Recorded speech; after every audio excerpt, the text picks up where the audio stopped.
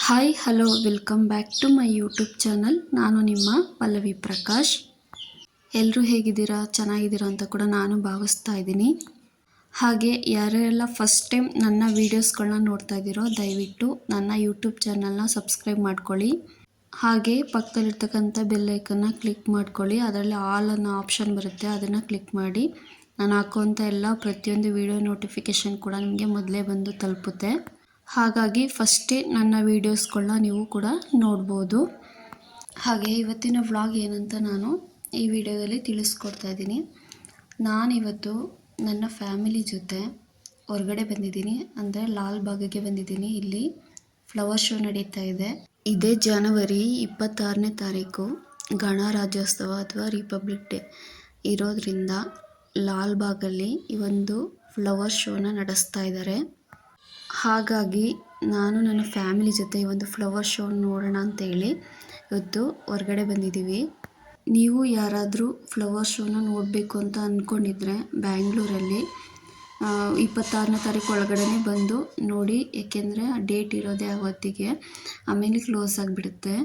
ನೀವೇನಾದರೂ ಲಾಲ್ ಬಾಗಿಗೆ ಬರಬೇಕು ಅಂದರೆ ಸಿಟಿ ಬಿಟ್ಟು ಹೊರಗಡೆ ಇರೋರು ಫಸ್ಟು ಮೆಜೆಸ್ಟಿಕ್ಕಿಗೆ ಬಂದು, ಮೆಜೆಸ್ಟಿಕ್ಕಿಂದ ಬಸ್ಗಳು ತುಂಬಾ ಇದೆ ಲಾಲ್ ಬಾಗಿಗೆ ಬರೋದಕ್ಕೆ. ಅಲ್ಲಿ ಯಾರನ್ನಾರು ಕೇಳಿದ್ರೆ ಹೇಳ್ತಾರೆ ಲಾಲ್ ಬಾಗಿಗೆ ಹೋಗೋದಕ್ಕೆ ಬಸ್ ಇದೆಯಾ ಅಂತ. ಅಂದರೆ ಇಷ್ಟನೇ ನಂಬರ್ ಬಸ್ ಹೋಗಿ ಅಂತ ಕೂಡ ಹೇಳ್ತಾರೆ.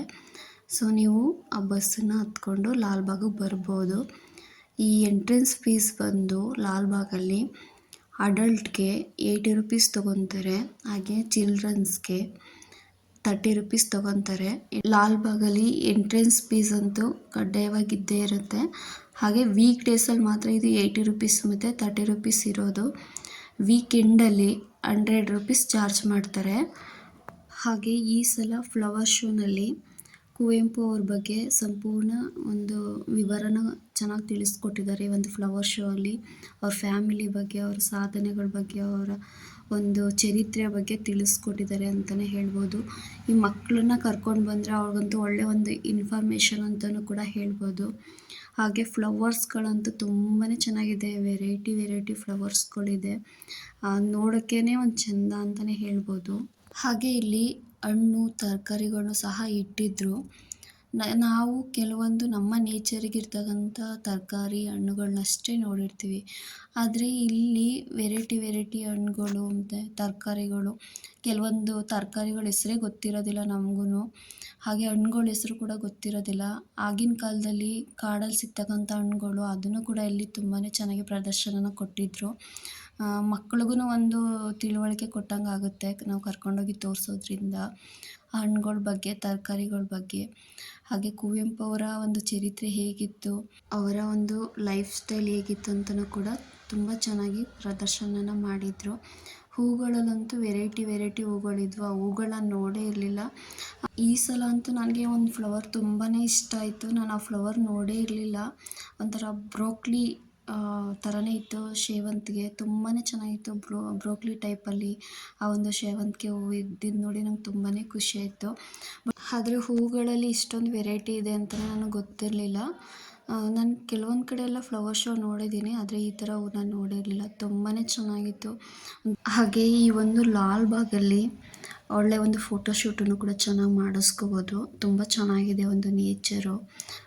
ಲೇಕ್ ಇದೆ, ಈ ಕಡೆ ಒಳ್ಳೊಳ್ಳೆ ದೊಡ್ಡ ಮರಗಳಿದೆ.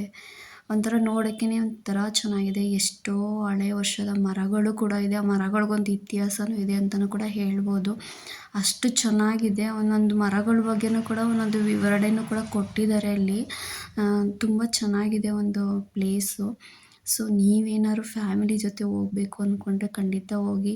ಹಾಗೆ ಮಕ್ಕಳ ಜೊತೆನೂ ಕೂಡ ಎಂಜಾಯ್ ಮಾಡಿ, ಚೆನ್ನಾಗಿ ಮಕ್ಕಳ ಜೊತೆ ಆಟ ಆಡಿ. ಆವಾಗ ನಮ್ಮ ಮೈಂಡಲ್ಲಿ ಇರ್ತಕ್ಕಂಥ ಸ್ಟ್ರೆಸ್ ಎಲ್ಲ ಹೋಗಿ ಒಂದು ರಿಲ್ಯಾಕ್ಸ್ ಮೂಡ್ ಅನ್ನೋದಿರುತ್ತೆ.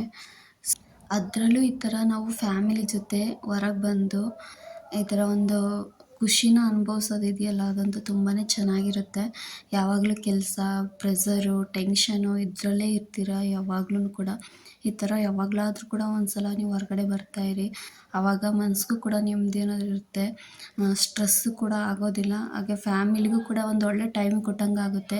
ಈ ಮೆಮೊರಿ ಇರುತ್ತಲ್ಲ ಅದು ಯಾವತ್ತೂ ಕೂಡ ಹೋಗೋದಿಲ್ಲ. ನಾವು ಎಷ್ಟೇ ದುಡ್ಡು ಸಂಪಾದನೆ ಮಾಡಿದ್ರೂ ಕೂಡ ಈ ಥರ ಒಂದು ಮೆಮೊರಿ ಸಿಗೋದಿಲ್ಲ. ಹಾಗೆಯೇ ಈ ವಿಡಿಯೋ ಇಷ್ಟ ಆದರೆ ತಪ್ಪದೇ ಲೈಕ್ ಮಾಡಿ, ಶೇರ್ ಮಾಡಿ, ಹಾಗೆ ಸಬ್ಸ್ಕ್ರೈಬ್ ಮಾಡೋದಂತೂ ಮರೆಯೋದಕ್ಕೆ ಹೋಗಬೇಡಿ. ಹಾಗೆ ಈ ವಿಡಿಯೋ ಬಗ್ಗೆ ನಿಮ್ಮ ಅನಿಸಿಕೆ ಏನಿದೆ ತಪ್ಪದೇ ಕಮೆಂಟ್ ಮಾಡಿ. ಹಾಗೆ ನಿಮ್ಮ ಫ್ಯಾಮಿಲಿಲಿ ಯಾರಾದರೂ ಫ್ಲವರ್ ಶೋ ನೋಡಬೇಕು ಅಂತ ಅಂದ್ಕೊಂಡಿರೋರಿಗೆ, ಹಾಗೆ ಫ್ಯಾಮಿಲಿ ಜೊತೆ ಒಂದು ಒನ್ ಡೇ ಟ್ರಿಪ್ ಹೋಗಬೇಕು ಅಂತ ಅಂದ್ಕೊಂಡಿರೋರ್ಗೂ ಕೂಡ ಈ ವಿಡಿಯೋನ ಶೇರ್ ಮಾಡಿ. ಅವ್ರಿಗೆ ಅನುಕೂಲ ಆದರೂ ಆಗ್ಬೋದು. ಹಾಗೆ ಇದೇ ಥರ ನನಗೆ ಸಪೋರ್ಟ್ ಮಾಡ್ತಾಯಿರಿ. Thanks for watching friends.